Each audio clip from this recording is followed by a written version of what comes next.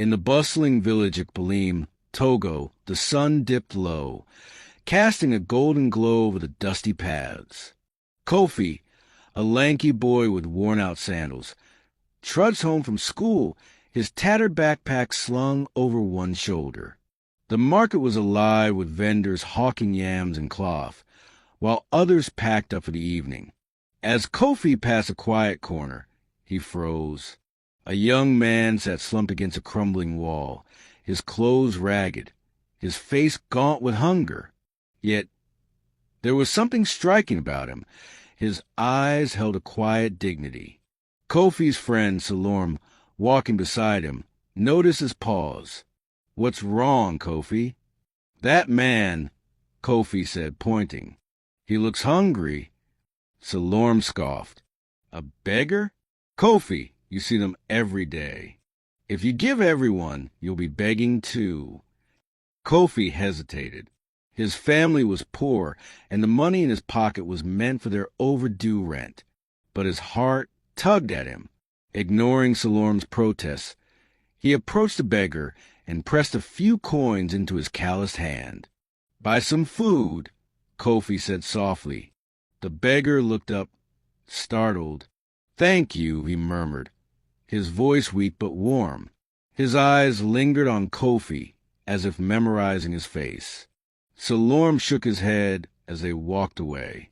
"You're too soft, Kofi. That money was for rent. What if he's just lazy?"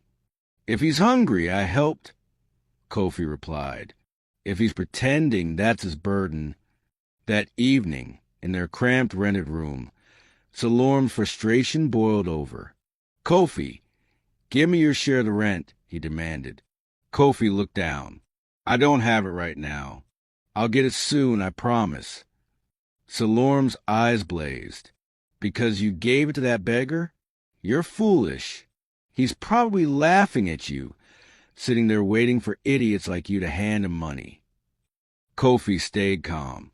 "Not everyone has a choice, Salorm. We're struggling, but we have a roof. He doesn't." Salorm laughed bitterly. "Struggling? You call this luck? We barely eat and you're playing hero. Don't expect me to cover you again." He stormed off to shower, leaving Kofi alone with his thoughts. Kofi didn't regret his choice, but the weight of their fight settled heavily on him. The next morning, Kofi packed a small portion of fufu and groundnut soup into a plastic container. Before school, he stopped at the same corner. The beggar was there, looking weaker but brighter when he saw Kofi. "You came back?" he asked, surprised. Kofi handed him the food.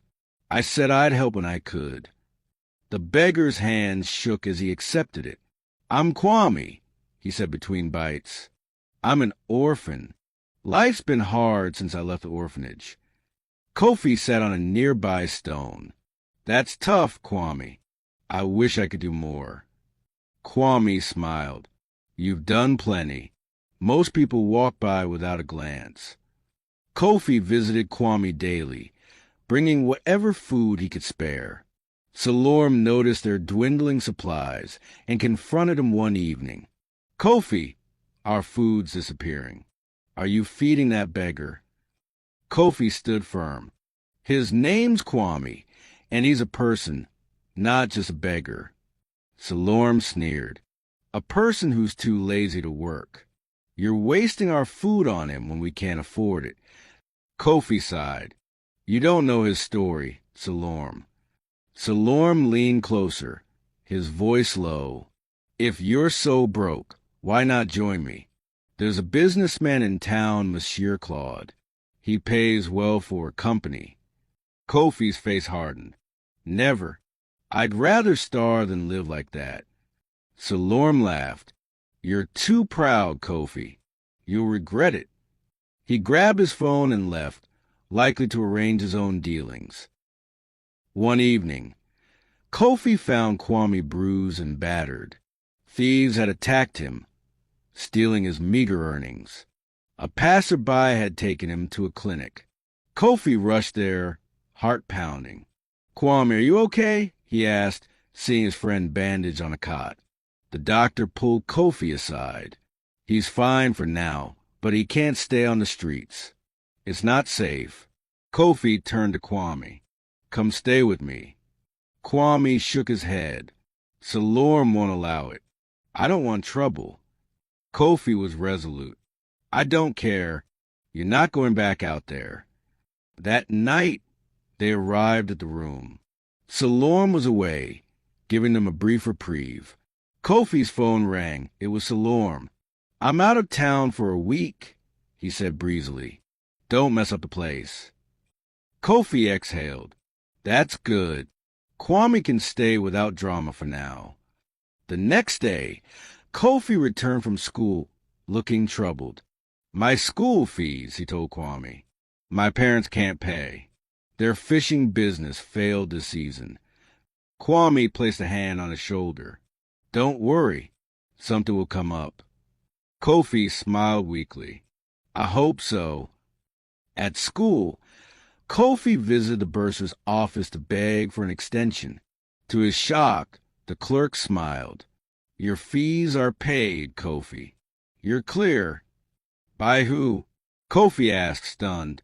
The clerk shrugged. Anonymous donor. Kofi raced home, bursting with news. Kwame, my fees are paid. I don't know how. Kwame grinned.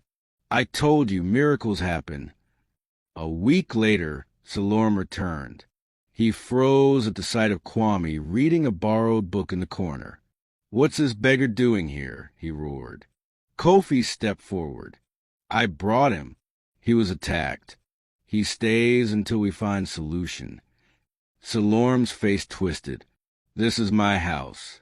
You've gone mad, Kofi. He called Kofi out, demanding he remove Kwame immediately. Kofi pleaded. Salorm, what if it was you? Wouldn't you want help? Salorm wavered, then sighed. 1 week, Kofi. Then he's out, or I throw him out myself.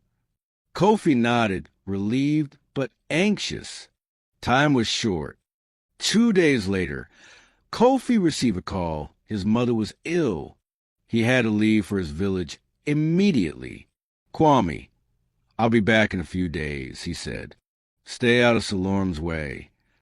Kwame looked worried. Be safe, Kofi. At the bus station, Kwame carried Kofi's bag. Take care, he said as Kofi boarded. Back at the room, Salorm approached Kwame with a sly grin. You clean up well, he said. Forget Kofi. Stick with me, and I'll show you a better life. Kwame's face darkened. I know about you, Salorm, chasing money with Monsieur Claude and others. I'd rather stay poor. Salorm's smile vanished. You ungrateful wretch. Get out. Kwame grabbed his bag and left unfazed. That night, he called Kofi, recounting everything. Kofi was livid. Salorm shameless. I'm coming back tomorrow. Kwame hesitated. Your mother? Kofi sighed. It was a ruse. They just missed me. But there's good news. I found a job as a gatekeeper for a kind couple. They even offered me a room. And Kofi, they said you can stay too. Kofi's voice lifted. That's incredible. I'm on my way.